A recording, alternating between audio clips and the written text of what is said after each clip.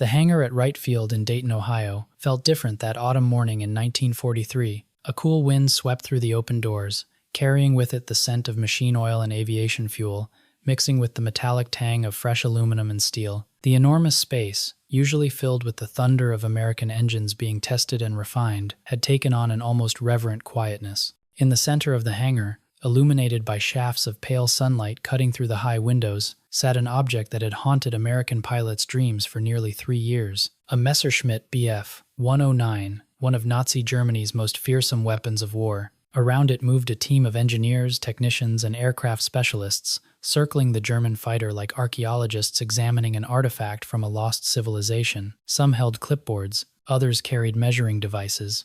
A few simply stood and stared, their eyes traveling methodically from the propeller spinner to the narrow landing gear, taking in every detail as if committing the machine to memory.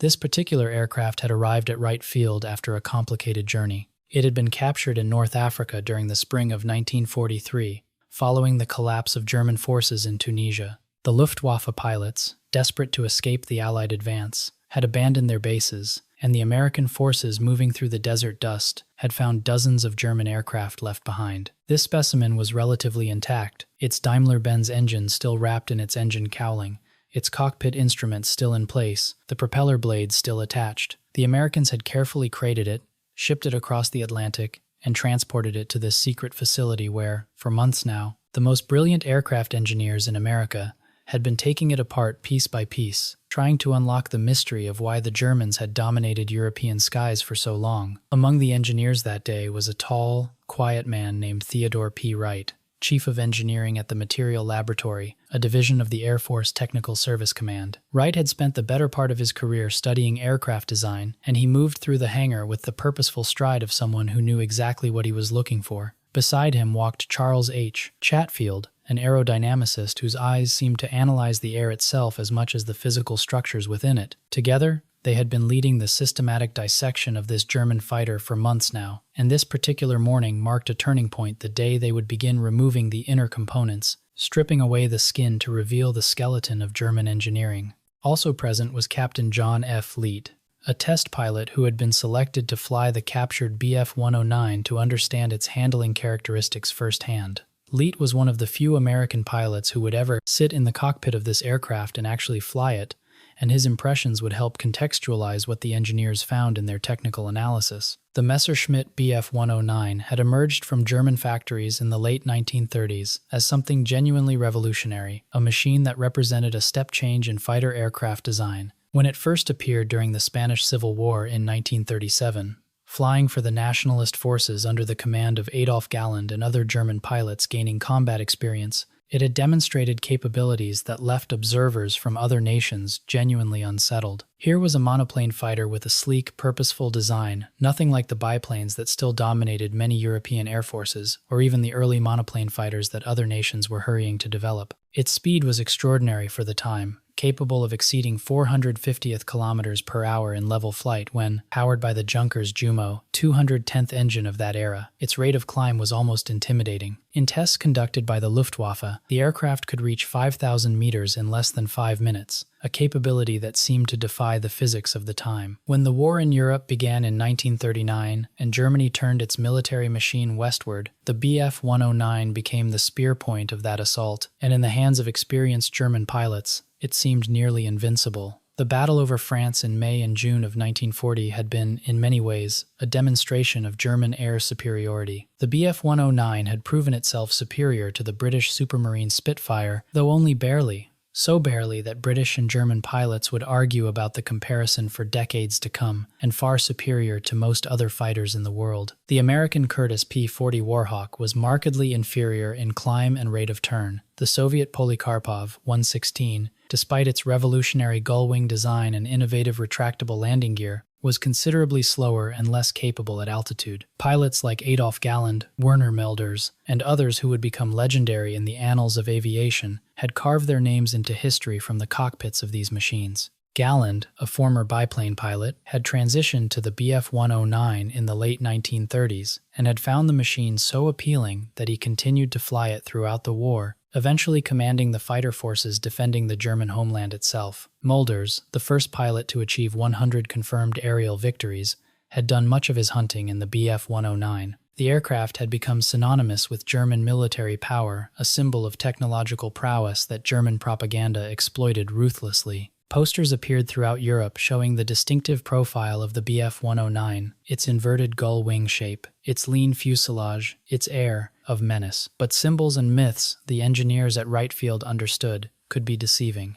By 1943, despite the German fighter's fearsome reputation, American pilots were increasingly learning to defeat it. The arrival of newer American fighters, particularly the North American P-51 Mustang equipped with the Rolls-Royce Merlin engine, had begun to shift the balance of power in the sky. Nevertheless, the Army Air Forces wanted to understand precisely why the Bf 109 had been so formidable in the first place, and perhaps more importantly, they wanted to know what lessons, if any, could be applied to future American designs. They wanted to understand not just what made this aircraft superior in certain ways, but also what made it inferior. What limitations and weaknesses might exist that American pilots could exploit, and what design philosophy had driven Willy Messerschmitt and his team to make the choices they had made. Willy Messerschmitt himself was a fascinating figure, a designer who had come of age during the Weimar Republic and who had maintained his design practice through the transition to Nazi Germany. Unlike some German engineers who had been pressed into service by the regime, Messerschmitt had actually benefited from Nazi patronage. The German rearmament drive had provided him with resources, with facilities, and with orders. By the late 1930s, Messerschmitt's company, Bayerische Flugzeugwerk,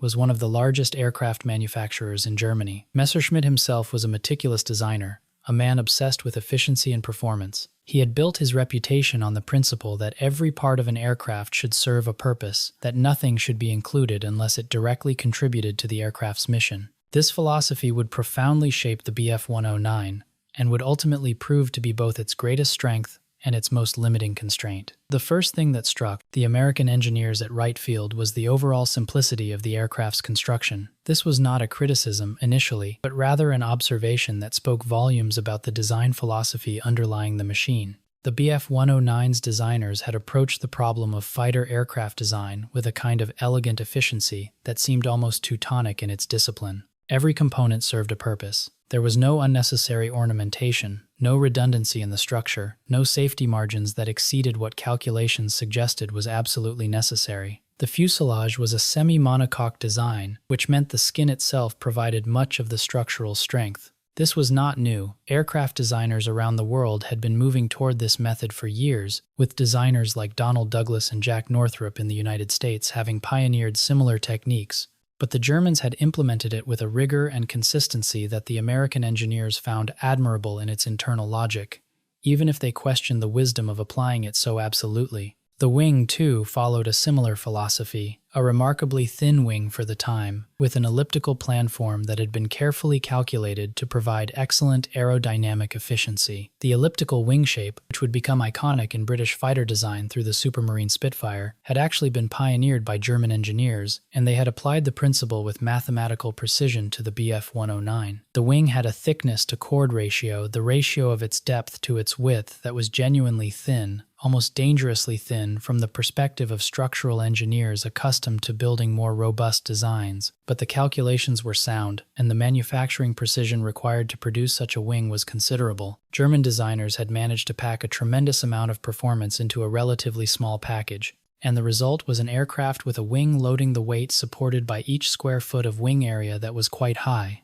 which contributed to its speed and dive capabilities while simultaneously limiting its maneuverability in certain regimes. But therein, the engineers began to realize, as they examined rivet by rivet and structural member by structural member, lay the seeds of future vulnerability. Simplicity could be elegant, but it could also be inflexible. The Bf 109 had been designed under very specific operational parameters, designed for the kind of air war Germany expected to fight in Europe in 1940 and 1941. It was designed to be light, maneuverable at certain altitudes, and swift, to dominate through superior performance in the vertical plane and through pilot skill. The aircraft was optimized for a specific tactical scenario. German fighters would climb to altitude, would position themselves above Allied formations, and would dive through them, shooting as they went, before climbing back up to altitude and repeating the maneuver. This was the classic Luftwaffe fighter tactic that had proven devastatingly effective in Spain and over France and the Low Countries. But as the war had progressed, requirements had changed in ways that the Bf-109's fundamental architecture had difficulty accommodating. The aircraft needed greater firepower as Allied bombers became more heavily armored. It needed longer range as the air war moved farther from German territory. It needed better visibility for pilots to maintain situational awareness as the nature of aerial combat evolved. It needed better protection for pilots and engines as combat became more intense and survivability in damaged aircraft became more critical. It needed greater endurance to loiter on combat air patrol or to pursue aggressive opponents. The Germans had tried to adapt the design, introducing new versions with more powerful engines and better armament, but the fundamental architecture of the aircraft had remained stubbornly limited. Each modification seemed to make the aircraft heavier, dragging more performance out of an engine that was reaching its limit, and left the basic design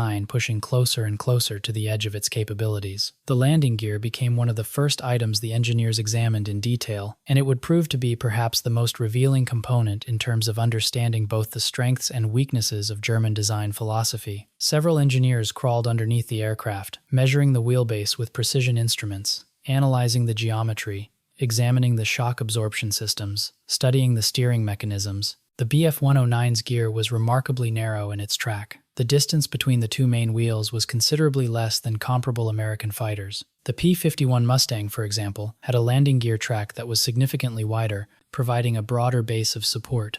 The Lockheed P-38 Lightning, with its twin-boom design and landing gear mounted at the wing roots, had even more track. Even the Curtiss P-40 Warhawk, an earlier generation fighter that many considered less refined than the Bf-109, had a wider landing gear. Why, the engineers initially wondered, had the Germans accepted such a tight landing gear configuration? The answer, they soon discovered, was partly a matter of aerodynamic efficiency, but also partly a matter of manufacturing capability and engine limitations. A narrower landing gear meant less total drag when extended, and less drag was something the Germans had obsessed over in their design calculations because their engines, powerful as they were, had less total horsepower than the enormous American Allison engines that powered many American fighters, and considerably less than the Rolls-Royce Merlin that powered the P-51. Every fraction of a knot of additional speed that could be gained through reduced drag mattered enormously to designers trying to extract maximum performance from relatively limited power plants. Moreover, the narrow gear fit more neatly within the Bf-109's slender fuselage. A wider landing gear would have required either a wider fuselage, which would have increased drag and weight, or would have required the landing gear to retract at an angle, which would have increased the complexity and weight of the retraction mechanism. But the practical consequence of this design choice was something quite different from what the design calculations had suggested. Pilots landing the aircraft in marginal conditions, or pilots who were not expert in the machine, found that the narrow landing gear made the aircraft remarkably prone to ground looping, that is, to tipping over during landing or takeoff. This was not a theoretical problem but an actual, recurring operational issue. German pilots had learned to cope with this through rigorous training. The Luftwaffe training system, at least in the early years of the war, had been quite demanding. New pilots were trained extensively on the Bf-109, often spending months in advanced training schools before being assigned to operational units. They learned to land the aircraft with a specific technique, a careful, controlled approach with precise rudder inputs to maintain alignment with the runway.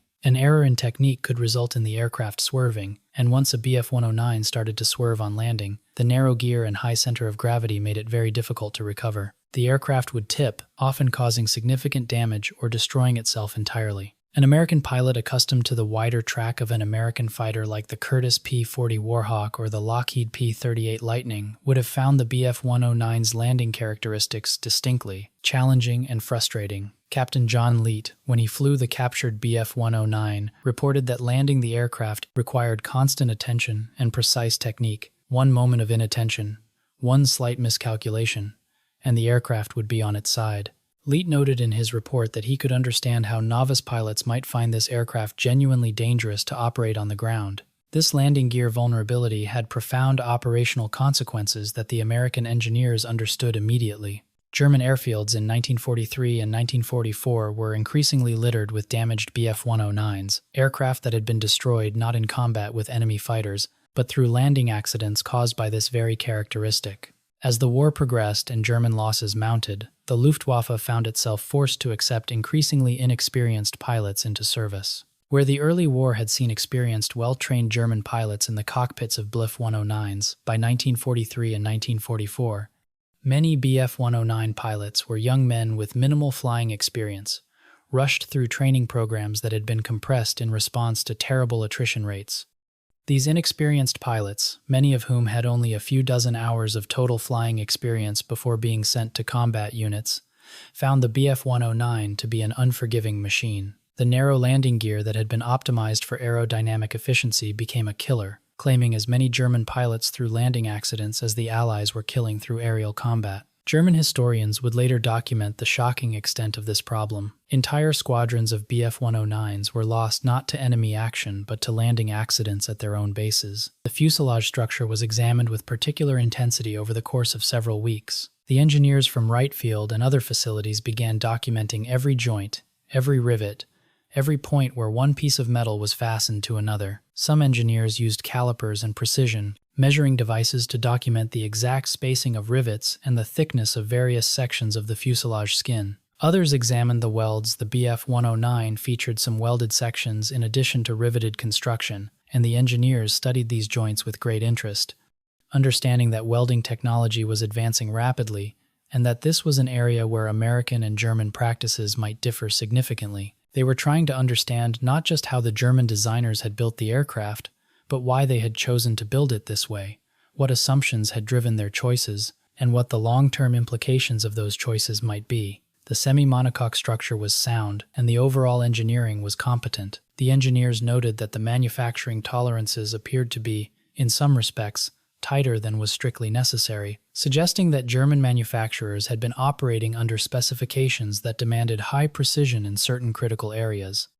This was actually a weakness in a way. If a factory was damaged by bombing, if raw materials became scarce, if precision machine tools became unavailable, the German design became harder to produce. The American engineers understood from their own industrial experience that for war production under the kinds of stresses that modern warfare imposed, the ability to adapt to degrading material conditions and still produce functional aircraft was important. A design that required near-perfect tolerances in all areas was vulnerable to disruption of supply chains or damage to manufacturing facilities. A design that could accept wider tolerances in non-critical areas while maintaining precision in critical areas was more robust. The fuel system presented another area of fascination for the American engineers, and it was an area where they found something that genuinely disturbed them from a structural and safety perspective. The Bf-109, particularly in its earlier versions, had a fuel system that was integrated directly into the wing and fuselage structure in a way that was dramatically different from American practice.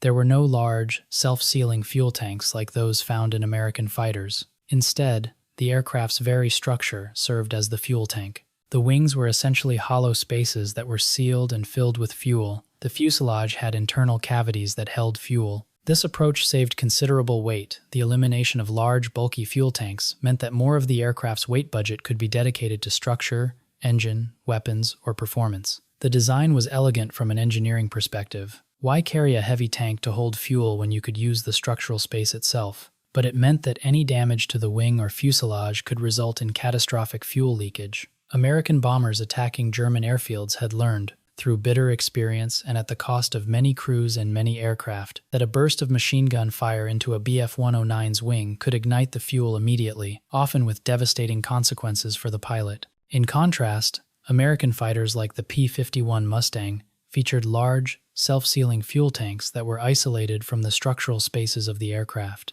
These tanks were filled with a rubber compound that would swell and seal when punctured, preventing fuel leakage even from multiple bullet holes. The development of self-sealing fuel tanks had been one of the most important advances in aircraft survivability in the 1930s and 1940s, but self-sealing tanks were heavy and expensive. The Germans, operating under different constraints and facing different priorities, had decided that the weight savings achieved by eliminating separate fuel tanks outweighed the vulnerability that resulted from integrating fuel into the airframe structure. The engineers documented this difference carefully, producing detailed drawings showing the fuel system architecture and writing extensive notes about the implications. It was not that the German design was wrong, precisely, but rather that it reflected a different set of priorities and a different assessment of acceptable risk. The Germans had prioritized weight and performance. The Americans, increasingly, were prioritizing crew protection and survivability. As the war had progressed, American designers had realized that keeping pilots alive and keeping damaged aircraft flyable was more important than extracting every last fraction of performance from the airframe. A pilot in a Bf-109 who took a burst of machine gun fire in the wing faced a very real possibility that the fuel would ignite, that the wing would be consumed by fire, and that survival would be unlikely. A pilot in a P-51 Mustang who took the same burst of fire would likely find the self-sealing tanks contained the damage, and the aircraft might still be controllable enough to bring home. The engine installation fascinated the engineers enormously, perhaps even more than the fuel system, because it represented genuine innovation on the part of the Germans, and because it had influenced thinking about engine installation and aircraft design more broadly. The Bf-109 was powered, in most versions that the engineers were examining, by a Daimler-Benz DB605 engine, a liquid-cooled, inverted V12 that was remarkably compact and powerful for its size. The engine displaced about 1,455 cubic centimeters, and could produce around 1,475 horsepower at maximum output, though this rating varied depending on the specific variant and the altitude at which measurements were taken. This was an impressive output for an engine of this displacement, and it spoke to careful design and manufacturing precision on the part of Daimler-Benz. The Germans had mounted this engine as directly as possible within the fuselage, minimizing the overall length and cross-sectional area of the aircraft. The engine was installed in an inverted configuration, sitting upside down relative to conventional orientation, which allowed the carburetors to be mounted underneath where they would be supplied with ram air pressure from the high-speed airflow under the wing. This was aerodynamically sophisticated and meant that the carburetor intake system was cleaner and more efficient than conventional arrangements. The radiator was unusual and represented genuine engineering creativity, mounted beneath the wing, with air flowing through it and then exiting behind the aircraft through what was called a Meredith effect arrangement. The hot air flowing out the rear actually helped propel the aircraft forward because the hot air expanded and was ejected at high velocity. This meant that the Bf-109 did not suffer the same drag penalty from its radiator that many other fighters did. A conventional radiator installation on an aircraft represented a significant drag penalty. The radiator blocked airflow and was inherently aerodynamically inefficient. By using the Meredith effect, the Germans managed to extract useful thrust from what would otherwise be a pure drag-producing component. The Americans made extensive note of this arrangement. Theodore Wright and his team studied the radiator installation in meticulous detail, examining the ducting, the radiator core construction, the exit geometry. They understood what the Germans had accomplished, and they understood why it was valuable. This kind of aerodynamic efficiency was something that American designers should be incorporating into future designs. In fact, subsequent American aircraft, including the P-51 Mustang and later fighters, would incorporate similar principles.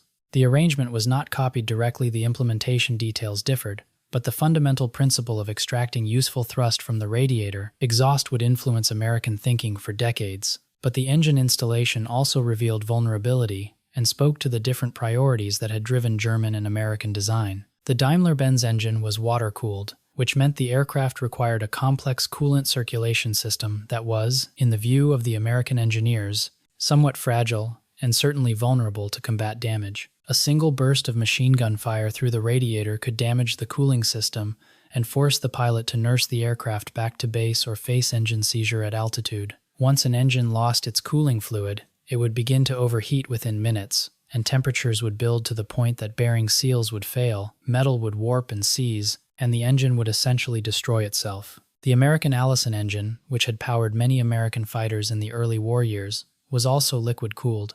But later American fighters increasingly featured air-cooled radial engines that were far more tolerant of combat damage. The Rolls-Royce Merlin engine in the P-51 Mustang was liquid-cooled as well, but the American aircraft featured much better protection for the cooling system. American designers had learned from hard experience that radiators would be shot at, that coolant lines would be severed, and that systems needed to be designed to survive this kind of damage. The P-51 featured redundant cooling systems, self-sealing coolant lines, and structural armor around critical components.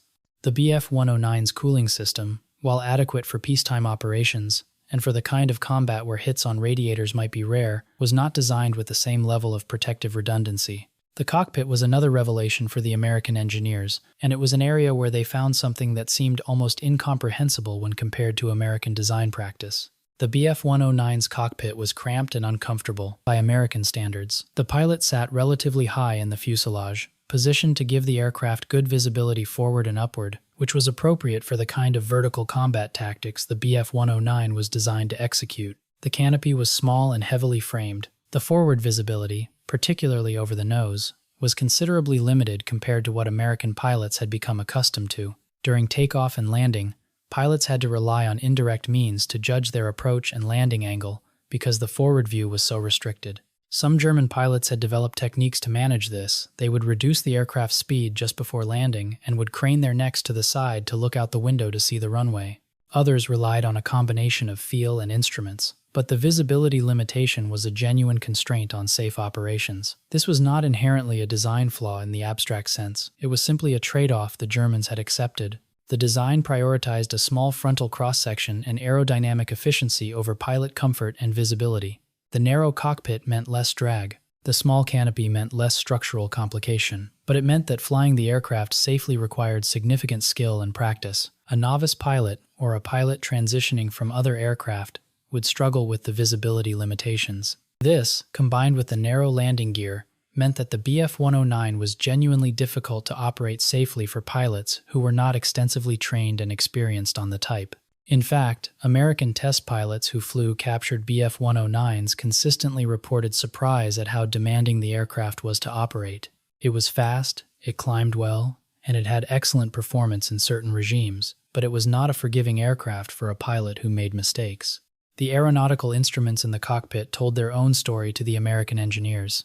The instruments themselves were competent but not innovative. German instrument makers were skilled, and the instruments in the Bf-109 compared favorably to American instruments. What struck the engineers more was what was absent. The Bf-109 lacked some of the redundancy and critical systems that American design practice was increasingly building into their aircraft. If one hydraulic system failed on an American fighter, there was usually a backup. On the Bf-109, certain systems had single-point failures that could render the aircraft uncontrollable. The landing gear, for example, was powered by a single hydraulic pump.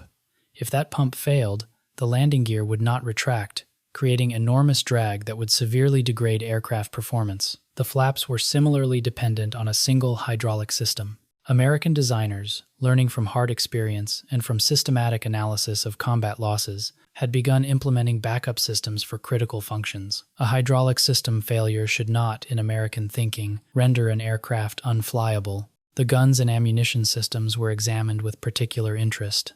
The Bf-109 typically carried either two 7.9 2mm machine guns and one 20mm cannon, or in later variants, two 13mm heavy machine guns and one 20mm cannon. The 20mm cannon, mounted to fire through the propeller hub, was particularly noteworthy to the American engineers. The concept of mounting a cannon to fire through the propeller arc, synchronized to fire between the propeller blades, was German in origin and represented considerable mechanical sophistication. However, the American engineers noted that this arrangement was also fragile. If the synchronization mechanism failed, the cannon would shoot off the propeller blades. If the cannon jammed, clearing the jam required accessing components within the fuselage that were difficult to reach. American designers had chosen different approaches to armament, typically opting for multiple rifle-caliber machine guns mounted in the wings. This was less elegant from a weight perspective. The Bf-109's arrangement concentrated the weight along the aircraft's centerline, but it was more robust and easier to service in combat conditions. The propeller mechanism itself was studied in great detail. The Bf-109 used a variable pitch propeller one, where the blade angle could be adjusted in flight to optimize performance for different airspeed regimes. This was an advanced feature for the time, and the mechanism that controlled it was sophisticated and well-engineered. The American engineers noted that German engineers had solved several problems related to constant speed propellers that American designers were still working through. However, the German propeller was also somewhat complex and required careful maintenance. American constant-speed propellers were generally simpler and more robust, though perhaps not quite as sophisticated in their performance optimization. By December 1943, the team at Wright Field had completed a comprehensive examination of the captured Bf-109. They had produced voluminous technical reports, complete with detailed measurements, sketches, and recommendations. Some of these reports ran to hundreds of pages and included extensive drawings, photographs, and technical analysis. One of the most important reports, prepared by Theodore Wright himself, was titled Analysis of the Messerschmitt Bf 109 and represented the most detailed technical analysis of a captured German fighter yet produced by American engineers. The fundamental conclusion was clear. The Bf 109 was a well-engineered aircraft that reflected intelligent design choices and excellent manufacturing execution at the time of its design. It was not, however, revolutionary. It was not superior across all dimensions to American fighters. Rather, it was a machine that excelled in specific performance regimes, particularly in climb rate and ceiling, while possessing specific weaknesses in other areas. Most importantly, the American engineers concluded that the design philosophy underlying the Bf 109 was becoming obsolete, not because it had been poorly conceived, but because it had been conceived for a specific war that was not the war that had actually developed. The future of fighter aviation, in their assessment, lay not in pursuing every possible gram of performance in the vertical plane and in climb, but rather in building aircraft that could sustain extended operations over long ranges, that featured robust damage tolerance, that protected pilots and crew, and that were relatively easy to manufacture and maintain under combat conditions. Furthermore, aircraft needed to be able to be produced in large numbers using less skilled labor, manufactured using less precise tolerances, and serviced by mechanics who might have had only weeks of training, rather than the extensive apprenticeship system that German manufacturing seemed to assume. This philosophical difference was embodied in the comparison the engineers drew between the Bf 109 and the North American P-51 Mustang. The Mustang, particularly after it had been retrofitted with the Rolls-Royce Merlin engine in 1943, represented a fundamentally different approach to fighter design. The American aircraft had been conceived, originally, as a fighter that could be produced for the British Air Force using American manufacturing capacity and American design principles. When the United States entered the war, the aircraft was taken into American service, but the basic design philosophy remained. Build an aircraft that could sustain operations over long distances, that could carry sufficient fuel to escort bombers deep into enemy territory, that featured good pilot visibility and ergonomic design, and that could be produced using American manufacturing techniques and less precise tolerances than German design seemed to require. Where the Bf 109 was optimized for point performance, who was faster at a specific altitude, who could climb fastest in a specific scenario, who could turn most tightly at a specific speed, the Mustang was optimized for sustained performance over long ranges. It featured a larger fuel capacity, enabling it to fly escort missions all the way to Berlin and beyond, staying with bombers over enemy territory for extended periods. Its radiator installation was well designed for efficiency, but also located where it was not vulnerable to every stray burst of machine gun fire. The pilot's vision was superior, with a more spacious cockpit and better visibility forward, backward, and to the sides. The landing gear was wider and more forgiving. The airframe was larger but also featured greater internal volume, allowing for self-sealing fuel tanks and more complete protection systems. The engine cooling system featured redundancy and self-sealing lines. The hydraulic systems had backups. In a dogfight at a specific altitude, a well-flown Bf 109 might briefly outmaneuver a P-51 inches certain regimes. Experienced German pilots acknowledged the Mustang's superior turn radius at certain speeds, and they noted that the Bf 109 could climb faster. But over the course of an extended engagement, with superior visibility allowing the Mustang pilot to see the threat coming, better energy retention allowing the American pilot to escape from unfavorable positions, and more complete systems, meaning the Mustang could sustain damage and keep flying, the Mustang would almost always prevail. And when the Mustang could tank damage, that would force a Bf 109 back to base, or sustain operations at altitudes where the Bf 109 was degraded while the Mustang remained at peak performance. The American fighter possessed overwhelming advantages. The engineers who dissected the captured Bf 109 were clear in their conclusions. The Germans had designed a superior point fighter. The Americans had designed a superior warfighter. Different objectives, different philosophies, different results. The P-51 Mustang, by the time the Bf 109 was being analyzed at Wright Field, was already proving itself in combat. American fighter groups flying the P-51 over Europe were demonstrating the aircraft's superiority in sustained operations. German pilots, including Adolf Galland himself, acknowledged the Mustang as a formidable opponent. Galland reportedly said that when he first saw the Mustang in combat, he realized that the Luftwaffe's days of air superiority were ending.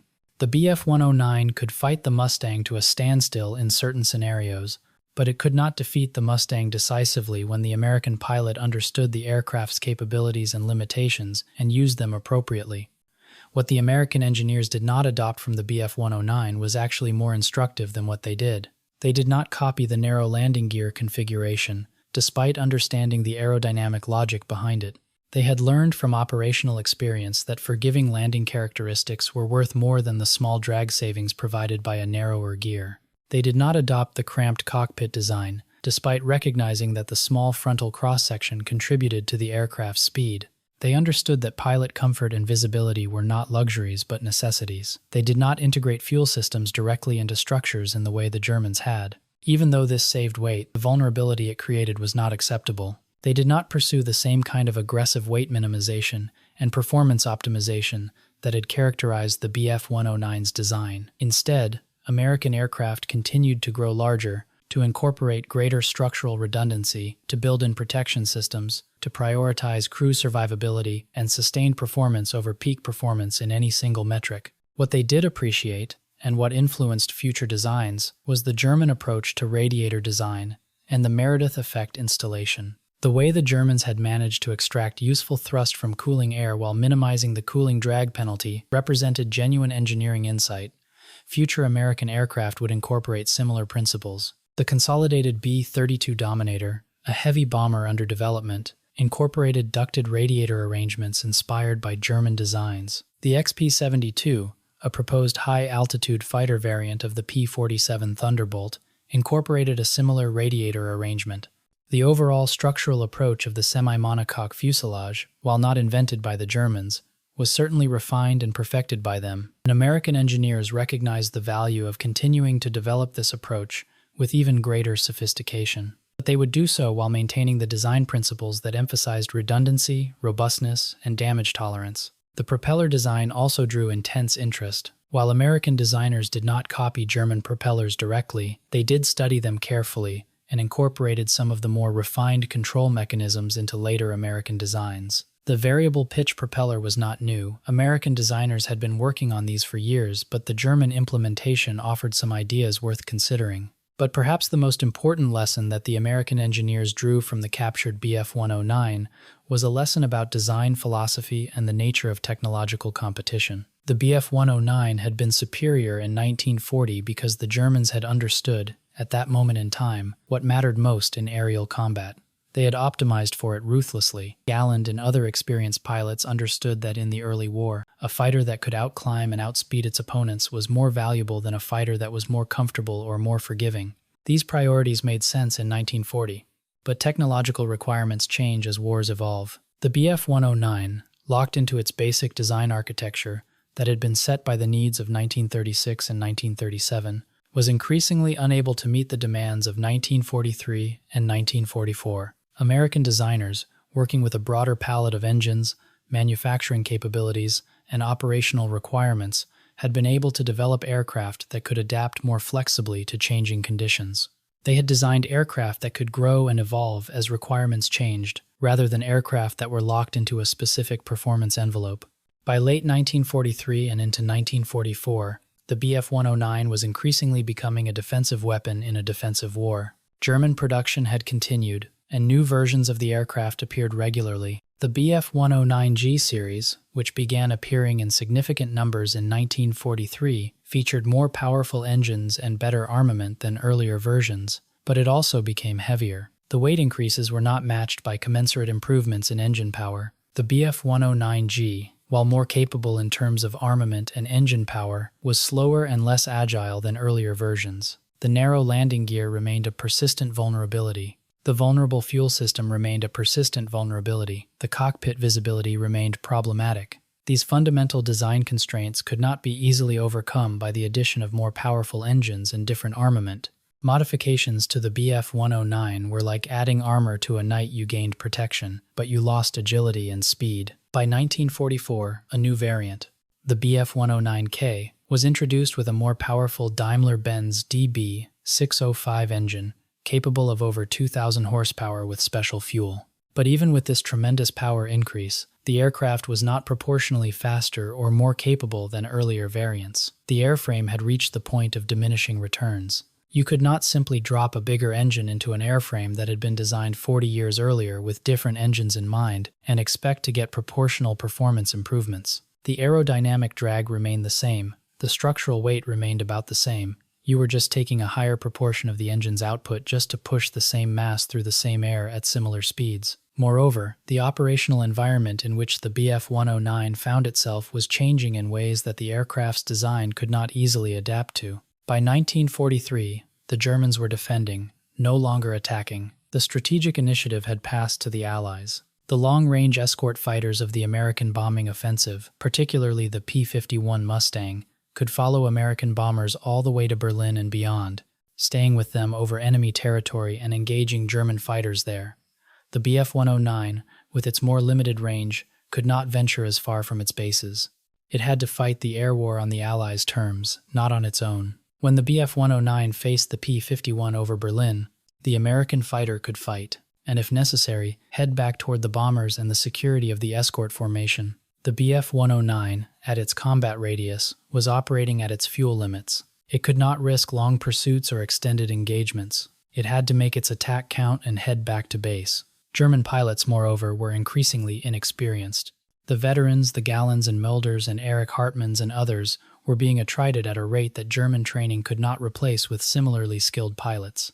The Luftwaffe had lost some 1,000 fighter pilots killed or captured in 1942 alone, and the losses accelerated through 1943 and 1944. German training programs attempted to compensate by expanding pilot training, but expanded training necessarily meant accepting lower quality instruction and lower standards. A German pilot who entered combat in 1944 typically had only a few dozen hours of total flying experience, compared to the hundreds or even thousands of hours that experienced early war German pilots had accumulated. An experienced Bf-109 pilot in the hands of a skilled aviator could still inflict casualties on the Allies, but increasingly, Bf-109s were being flown by novices, and the unforgiving nature of the aircraft, its difficult landing characteristics, its visibility limitations, its narrow cockpit meant that these inexperienced pilots were failing at alarming rates, not in combat with enemy fighters, but in simple landing accidents on German airfields.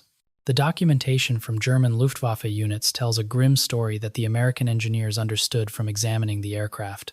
A typical Jagdgeschwader, fighter wing, in 1944, might lose more aircraft to accidents and mechanical failures than to enemy action. During a month of operations, a unit might lose 4 or 5 aircraft to enemy fighters, but lose another 6 or 8 aircraft to landing accidents, maintenance failures, and training mishaps.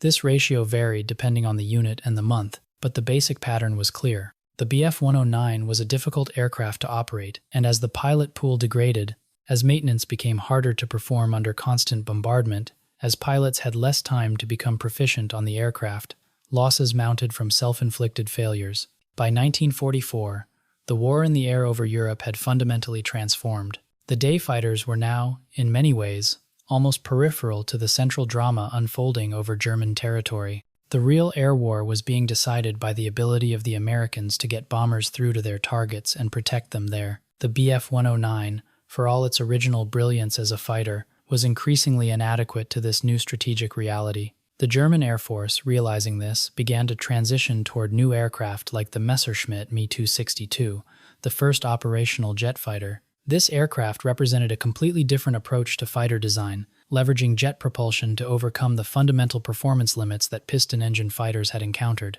But the Me-262 was still years away from meaningful production numbers, and in the meantime, the Bf-109 soldiered on, increasingly outclassed by the Mustangs and Thunderbolts and Tempests that the Allies were producing in ever-increasing numbers. The Bf-109's last year of mass production was 1944. By 1945, production had dwindled to a trickle as German factories were destroyed or diverted to other priorities. The team at Wright Field finished their work on the captured Bf-109 in early 1944.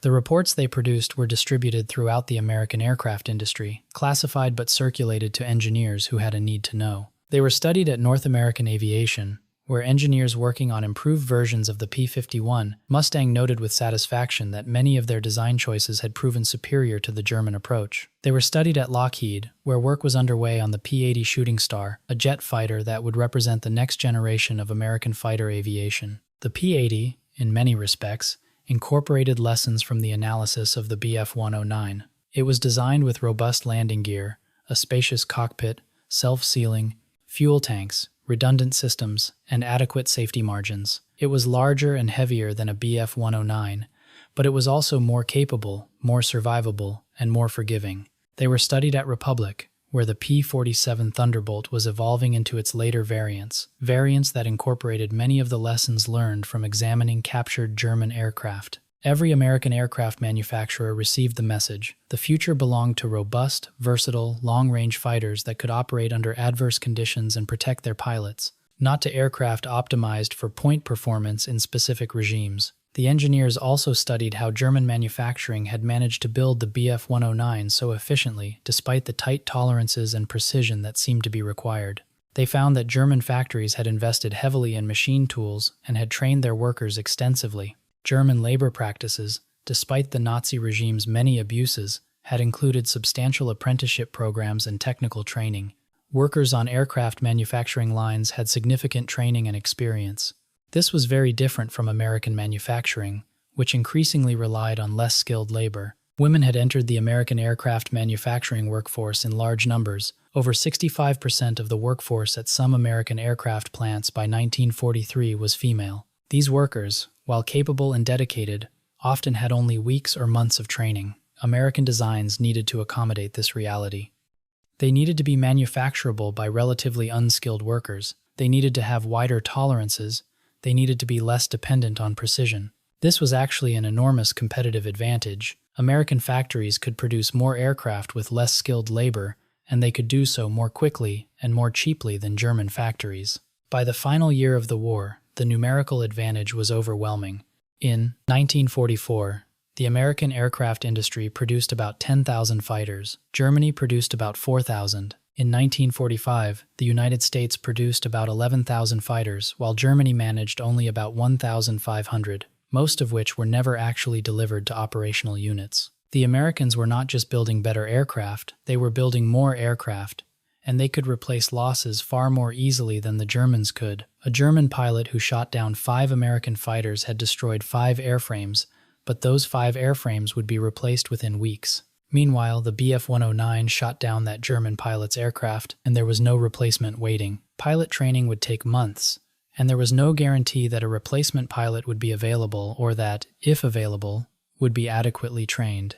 As the captured Bf-109 was carefully packed away in warehouses and eventually scrapped or preserved for historical study, the American aircraft industry moved forward with renewed confidence. The lessons learned from examining this fearsome machine had confirmed what the engineers had suspected, that the path to air superiority lay not in imitation of German designs, but in understanding the German approach, learning from it, and then surpassing it with designs that addressed the real challenges of modern air warfare. The Bf-109 would continue to fly for the Germans until the end of the war, and a handful of variants would remain in service in other nations for years after the war ended. But its day of supremacy had passed. By 1944, it was a capable fighter flown increasingly by desperate pilots in a desperate cause, no longer the fearsome weapon that had dominated European skies less than 5 years before. The German Eagles were being driven from the sky by American machines that, while perhaps not as agile in the turning fight or as quick to climb in a vertical maneuver, possessed the endurance, the reliability, the robustness, and the tactical flexibility that the new age of air warfare demanded. The dissection of the Bf-109 at Wright Field had confirmed what American commanders had long suspected, that the technological edge had shifted, decisively and irreversibly, to the Allies. The American fighter force would continue to grow, would continue to improve, would continue to develop new aircraft and new tactics. By the end of the war, fighters like the P-51 Mustang, the Republic P-47 Thunderbolt, the Lockheed P-38 Lightning, and the latest variants of the Corsair were operating across Europe with near-total air superiority. German fighter pilots were measured not by the number of enemy aircraft they shot down, but by their survival rate. The average lifespan of a German fighter pilot in 1944-1945 was measured in weeks, not years. The Bf-109, whatever its original capabilities and whatever innovations it might have incorporated, could not save the Luftwaffe from the numerical and industrial superiority that the Allies had achieved. In the post-war years, military historians and aircraft designers would continue to study the Bf-109, continue to debate its capabilities, continue to examine what it had gotten right and what it had gotten wrong.